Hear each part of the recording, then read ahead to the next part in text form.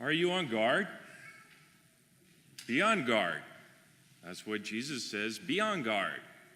For the Son of Man will come when you least expect him.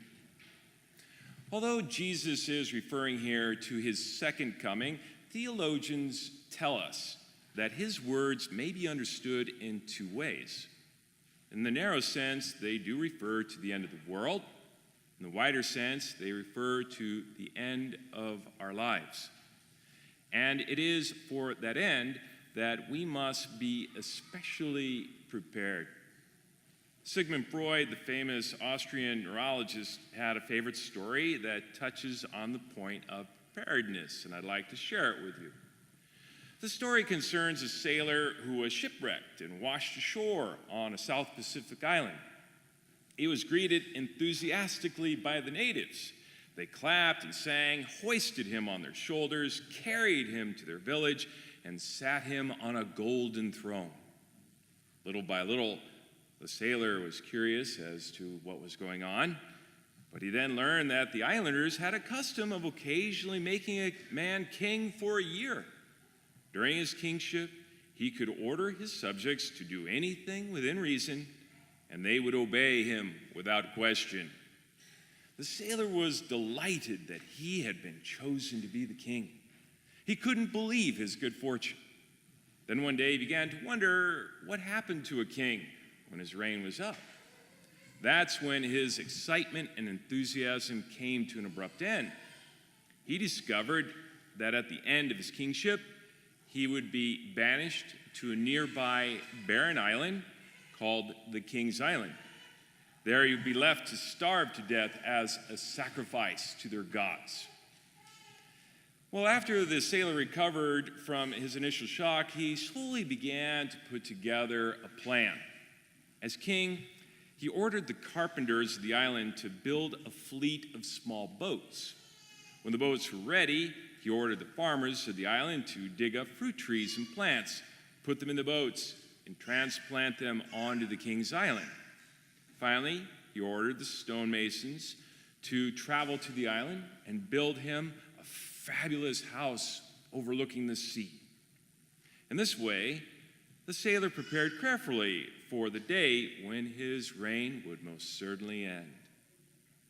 Today's gospel invites us to ask ourselves, how well are we preparing for that day when, like the sailor in the story, our life on this planet, our kingship, will come to an end? Ask yourself, if you die tonight, how ready are you to face God? Or, if told you have only 1 year to live from today, what would you do differently? If you don't know or need to change much, then Jesus is speaking to you in a special way when he says, "Be like servants who await their master's return, so that when he arrives and knocks, you will open for him without delay."